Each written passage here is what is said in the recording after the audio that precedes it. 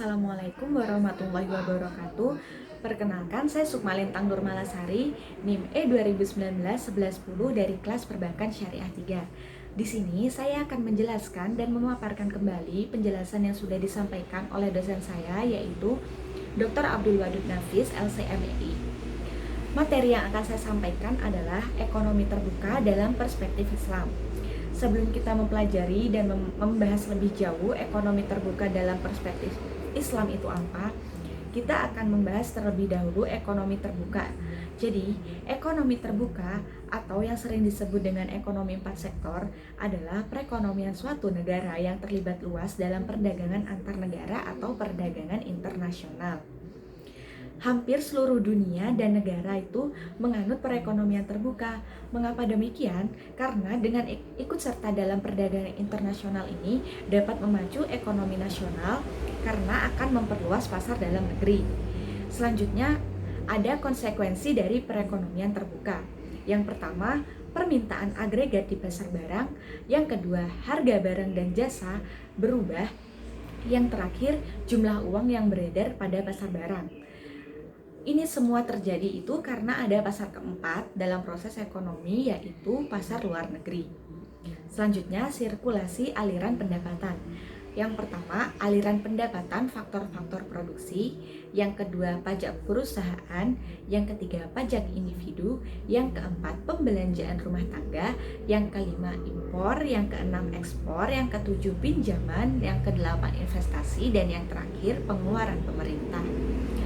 Selanjutnya, ada komponen pengeluaran agregat.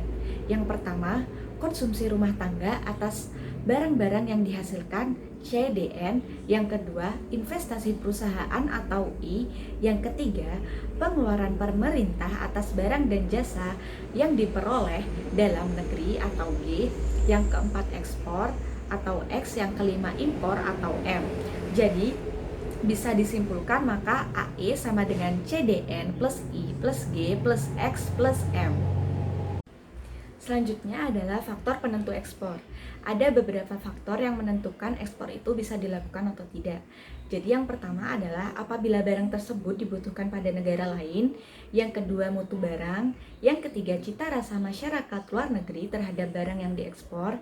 Yang ketiga, kemajuan teknologi dan ekonomi pada suatu negara tersebut. Selanjutnya, faktor penentu pada impor. Yang pertama, tingkat pendapatan negara. Yang kedua, inflasi dalam negeri. Yang ketiga, kemampuan suatu negara untuk membuat barang. Dan yang terakhir, cita rasa konsumen. Yang selanjutnya, keseimbangan perekonomian terbuka. Yang pertama itu penawaran agregat AS, pendapatan nasional Y, impor barang luar negeri.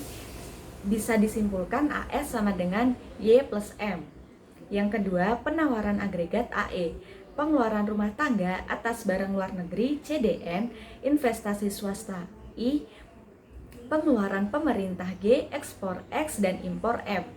Maka AE sama dengan CDN plus I plus G plus X plus M.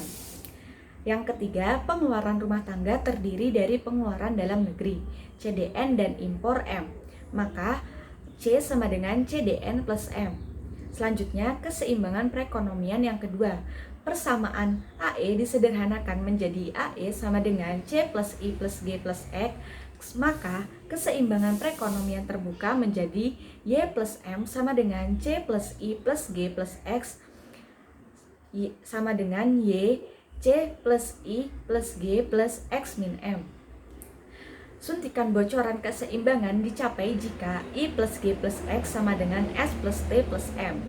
Pendapatan disposable jika pendapatan nasional min pajak-pajak atau YD sama dengan Y min pajak perusahaan min pajak individu atau YD sama dengan Y min T. Selanjutnya, keseimbangan perekonomian terbuka yang ketiga. Pendapatan disposable untuk beli barang dalam negeri dan impor dan ditabung. C sama dengan CDN plus M. Untuk S ditabung, maka keseimbangan perekonomian dicapai Y min T sama dengan C plus S atau Y sama dengan C plus S plus T, di mana C merupakan pengeluaran rumah tangga membeli barang dalam negeri dan impor. Y sama dengan C plus I plus G plus X min M. Maka keseimbangan pendapatan nasional berlaku persamaan C plus I plus G plus X min M sama dengan C plus S plus T.